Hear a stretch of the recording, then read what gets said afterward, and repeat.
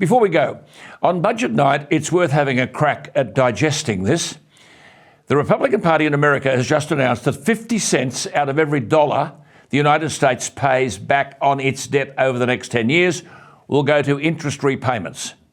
That means that half the taxes paid by the average American taxpayer no longer go towards building bridges, dams or power stations. Their tax will go to the interest on the debt that American politicians have racked up. Meanwhile, the US Treasury Secretary Janet Yellen has warned that the US may run out of cash by the 1st of June if Congress fails to raise or suspend the debt ceiling. And a new report by the Hoover Institute has found that well over 2,000 American banks, 2,000, are currently sitting on assets worth less than their liabilities.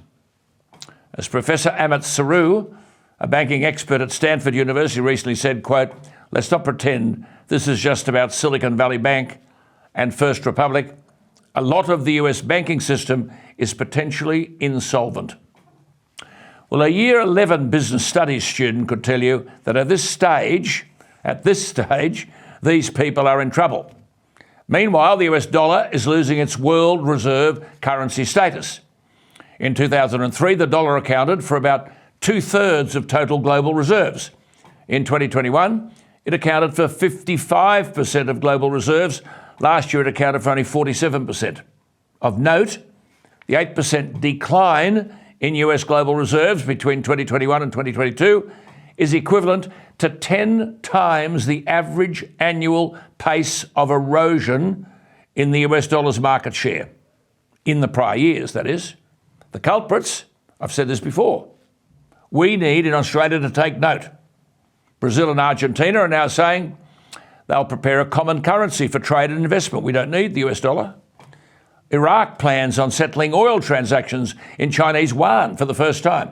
China and France completed a gas transaction in Chinese yuan for the first time. China and Brazil will trade in Chinese yuan.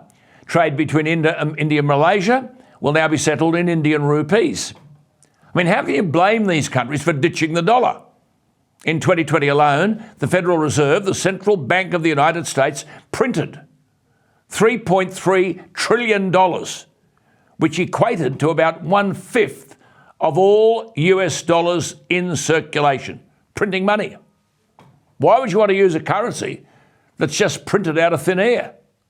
Now, this is serious stuff, and we can't expect answers from Joe Biden. No, old Joe can't remember how many grandchildren he has or where he was last fortnight, let alone how much debt his government has racked up or how much money the Fed has printed to keep the system afloat. All I can say is that Xi Jinping, Vladimir Putin, and the Muslim oil barons of the Middle East must think we are bloody stupid.